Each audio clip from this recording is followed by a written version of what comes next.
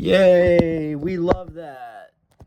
My phone maxed out its storage at what, like minute something on the last video, and I did like a whole thing, and so it didn't get recorded, but I guess that was a good dress rehearsal. So I just wanted to take a second to talk about how grateful I am that God uses the last house on the block. There's so many times in my life where I've tried 4, 5, 6 times at something really hard, really tried, really put in a lot of effort and time, and didn't get the results that I thought I really wanted, and I gave up. Little did I know, if I would have tried that 6th, 7th, 8th time, everything I was looking for was right around the corner. God was just waiting for me to put in the effort and the action, and to tell him with my action that, hey, I do want that. That dream, I do want that. And I did fail 5 times, but I'm going to go for number 6. Because I'm a believer. I believe in not second chances. I believe in 3rd chances, 4th chances, 5th chances, 5 chances. But I don't believe in the same chances. I believe if we mess one thing up, God says, okay, all right, okay. That might have been a little much for you. Let me slow it down some. Try this one on for size. And then you do it, and he's like, oh, all right, close. How about this one? He's giving you chance after chance after chance, but he's not going to give you the same one. If you show up to the same person time after time after time again, and you have the same story, and you say the same thing, you ask for the same thing, it's always the same. That's not what God does. God is creative. God is walking around, and God is forgiving in his own way and in his own time. And I don't have any idea what that looks like. I don't. But I do know that there was a guy once upon a time that was sent down here to communicate with people like me that no matter how good I am, it's never going to be enough. But God doesn't care about that. God just wants me to follow him. And as long as that's purely what I'm doing in my heart, he's going to love me. And my paradise might not look anything like you think it's gonna. There might not be that Rolls Royce out front. There might not be that Lamborghini. There might not be that gold chain. But I tell you what, I might feel like $1 billion inside. Be the happiest guy you ever meet. And people wonder all the time, they're like, well, why don't you do this? Why don't you do business? Why don't you do this? Or why don't you do that? Or why don't you do... Well, a lot of it is because, it's not time right now. It's not what I'm focusing on. Right now, I'm focusing on a word I like to call mutuality. I like mutuality because it's meeting in the middle. It's not meeting in the middle because, oh, I'm wrong or you're wrong or whatever. It's meeting in the middle for a common goal. The common goal has to be love. Because if it's anything else, greed, ego, all of that is going to get involved. Why? That's what the adversary does. Satan is a master of corruption. Because think about this, right? You know who actually bit the apple first? The serpent. So the serpent takes the apple, has this knowledge of good and evil, sees these people, knows that they will get cast out, knows of good and evil, knows of sin. But I have a feeling when God created the serpent, he let the serpent go do whatever. He didn't say, don't eat that tree. I mean, what do I know? I could be completely wrong, and I have to study the Bible a lot more and meet a lot of scholars who have studied a lot more than me to hopefully correct this. But this is just me going out on a limb. If he had eaten the fruit and knew of good and evil, of course he's going to tempt Eve to her downfall because he is miserable.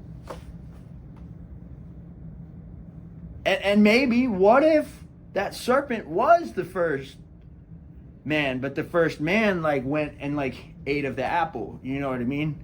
And God immediately was like, no, serpent, boom. And now the serpent's going around. Now he makes a second human, and he's like, okay, now I'm going to give you a partner. I'm going to give you Eve. Hopefully, as long as I give you Eve, it's all going to work out. But the serpent was still in the picture. So the serpent comes along and says, hey, Eve, you're going to want to check this out because this is, like, it's the lick. Like, I know he says not to do it, but trust me, a little secret, I've tasted it myself. You're going to want some of this. She does it. Boom. First thing she does, boom. Go to Adam and be like, yo, try this.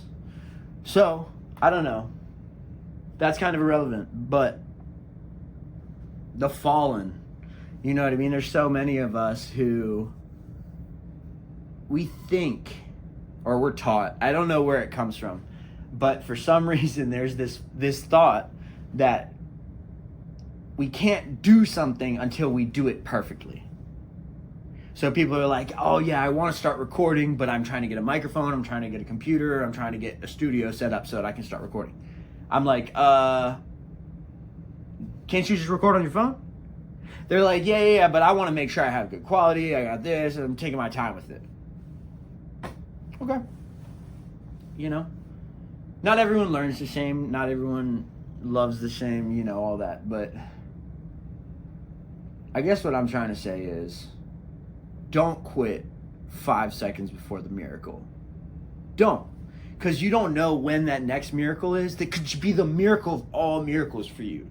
You could be like, bro, that was so good that now I believe in a level of goodness that makes every second of every waking day a joy to be a part of. I believe that. You know, God has that for me. That's how I feel now. You know, he's opened his gates of goodness to me, and he's bestowed upon me these gifts that I never dreamed that I would have, because I stopped dreaming those dreams a long time ago. You see, I was sent away to programs when I was a young kid. I was kind of a troubled teen, and you know, my parents, in their best effort to help me, sent me to some programs. And as a result of that, my thinking from a young age started to become us versus them. I always was like, oh, well, you gonna send me away, watch. When I get up out of here, I'm gonna bounce. So there was this us versus them, and then it led really to the edge of the world. Like, I was on California's coast, they were on Virginia's coast, and finally I surrendered, and I was like, look, I just want out of this life. I just want out. But the problem is that there's so many people still in that life who don't have parents like I do, and family like I do, and the access to the love and the resources and the commitment and the loyalty that I do. I'm beyond blessed for that. It's not because it's something I did. It's just grace. It's just a blessing. It's a gift. I did not earn it. It's given to me for no reason. But because it's such a valuable gift, I owe the giver, my God, I owe God the best form of service I can possibly perform. Otherwise, I believe in myself, my soul, my heart, I'm doing him a disservice and disrespecting his gift.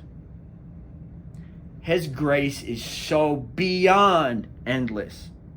Not just for me, but every single person that I look at my life that has either touched my life or, you know, been a part of it in some way. Even the people that, to this day, it makes me, they were all necessary so that I could learn and so that I could keep dreaming.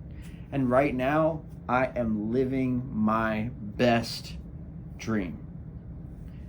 I have now resumed dreaming as a family member as opposed to a homeless stranger in the night.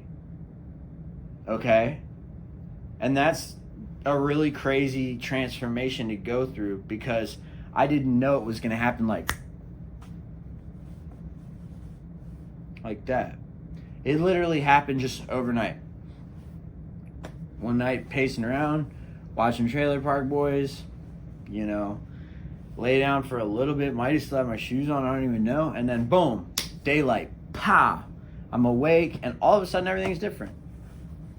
I don't know why or how, And it doesn't really matter. You know, the explanation behind it doesn't matter. All that matters is that I experienced it. And I just want to say to everybody out there, whether you have kids that you haven't seen in a long time, parents that have passed away, whatever it is, man, do what you got to do and do what you can to connect with your family, because there's a reason that each person is in your life and in the proximity in your life that they find themselves in. It's not a coincidence that your brothers are exactly the people that they are, that your mom is exactly who she is, that your dad was exactly who she is.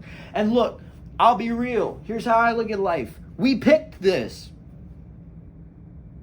I don't blame me on you. I blame me on me. If I believe that my God, whatever, blah, blah, blah, I picked this with him.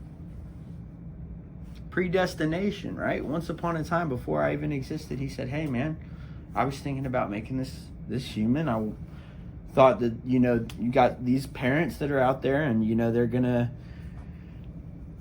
do you want to go with this? And here's what your options would look like. You know, we can maybe do some of this, do some of that. You can grow up like this, you know. And I'm just so glad that no matter how it practically works, I'm glad that God takes the time and thought and effort that he does to make each and every one of us.